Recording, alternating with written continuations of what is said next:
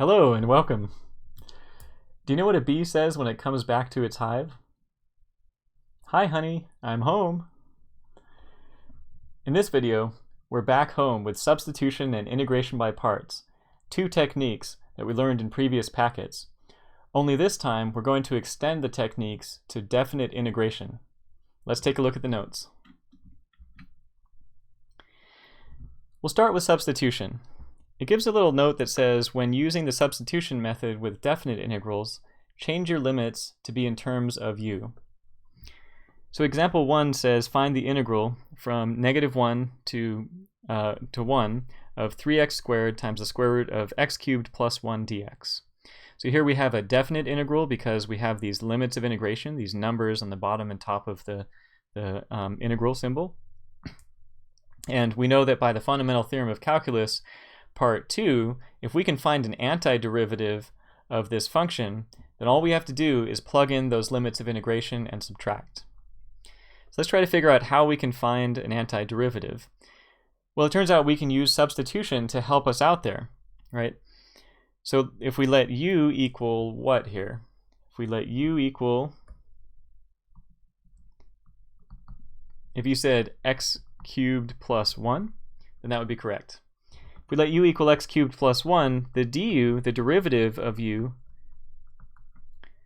appears right there with the dx. We could just move this 3x squared right next to the dx. We'd have 3x squared times dx. So that's what can be replaced with your du.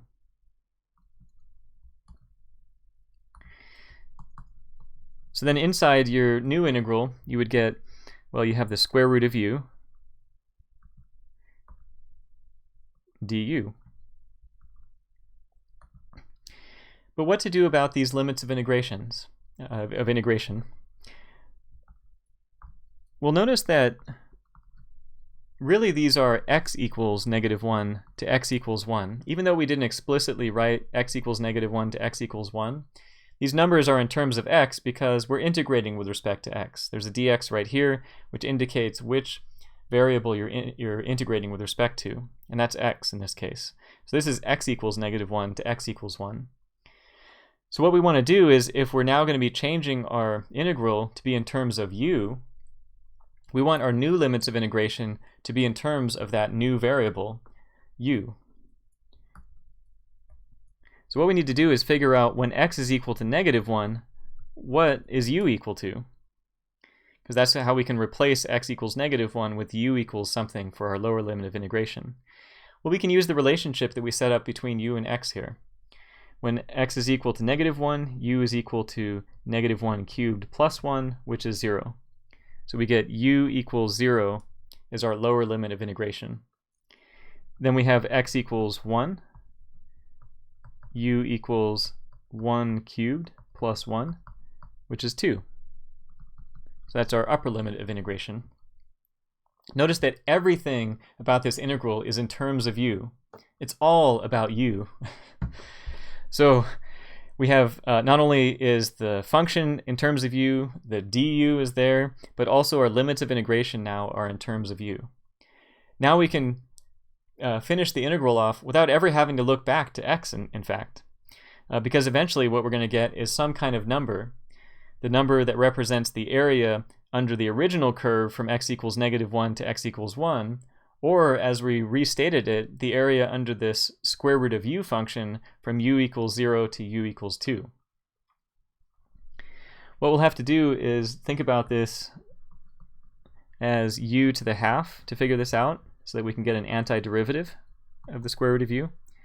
That'll be u to the 3 halves, add 1 to the exponent. Then divided by 3 halves is like multiplying by 2/3. We'll put a little notation here, that bracket with the 0 to u.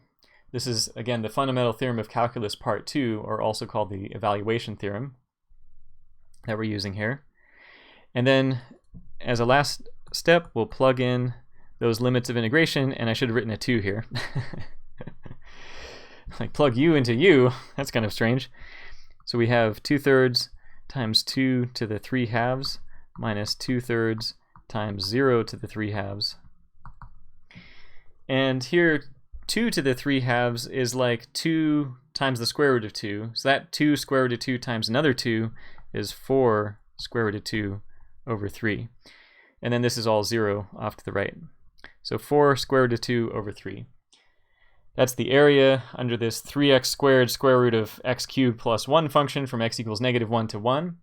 But it also represents the area under the square root of u from u equals 0 to u equals 2, because those two are equivalent through this substitution process. Okay, let's check out example 2.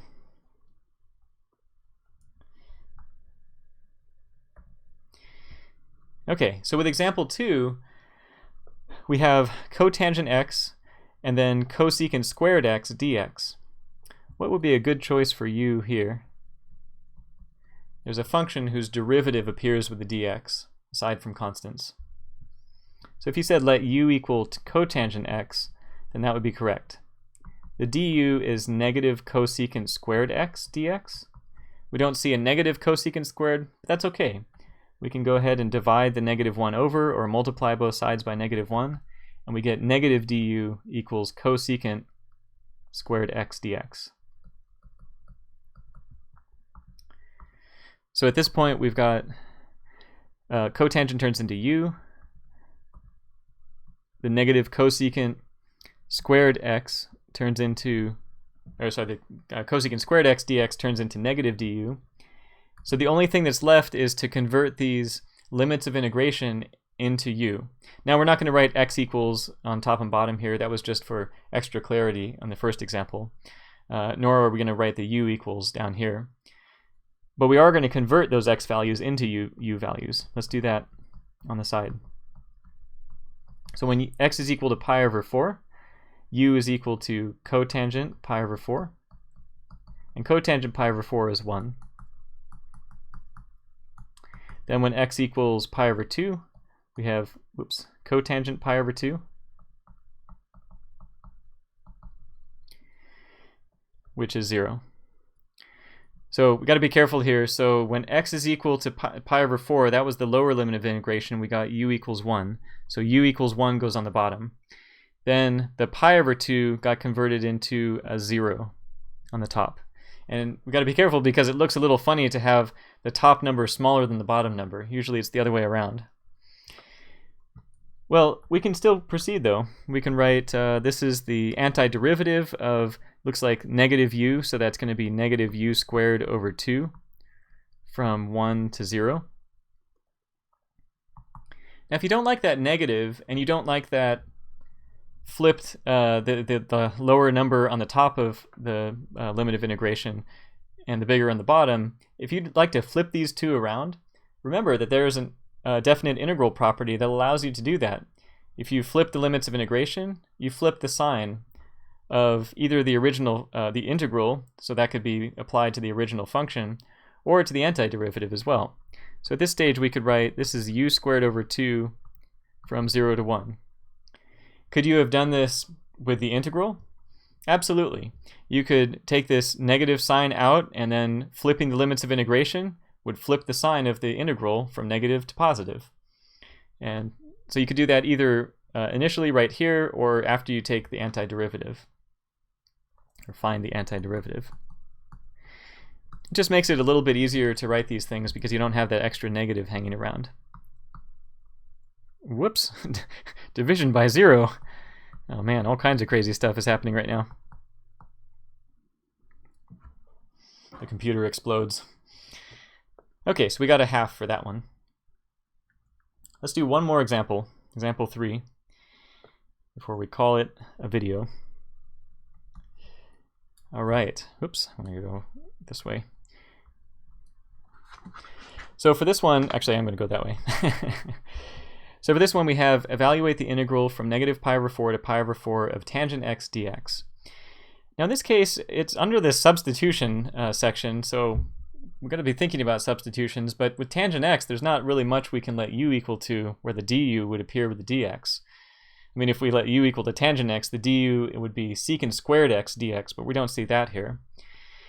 But if we do want to integrate tangent x, what we could do to set ourselves up for a little substitution is we could write tangent x as sine x over cosine x.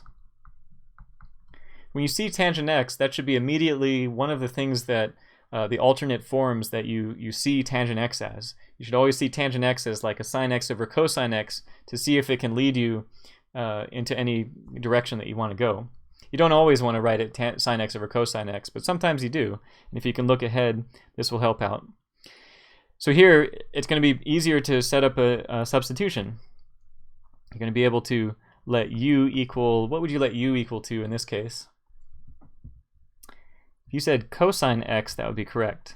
The du would be sine x dx, and that's what's appearing on the top there with the dx. The cosine x is on the bottom, so that's not really with the dx. There's like a 1 over cosine x that could be with the dx, but not the cosine x. So here, if we let u equal the cosine x, the du is right there, sine x dx, with a little negative sign that we have to take care of.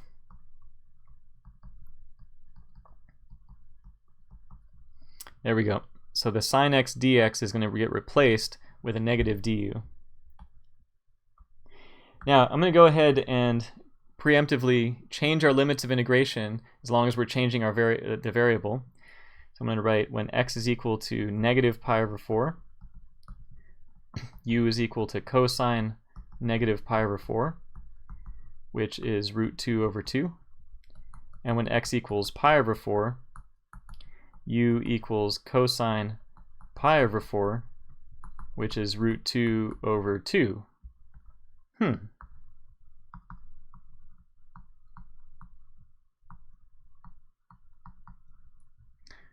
This is a little funny looking.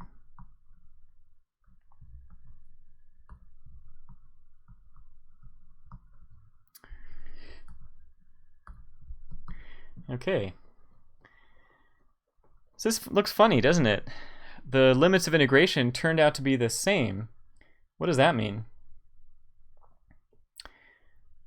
Well, it means that the interval for this integral is 0. And if you have a 0 length interval, then the integral is equal to 0. So in other words, the area under this negative 1 over u function from u equals root 2 over 2 to u equals root 2 over 2 is going to be 0 because that's no area. You haven't opened up an interval at all. If you think about going back to one of the earlier packets, we had a integral property that says the integral from a to a of any function is going to be 0.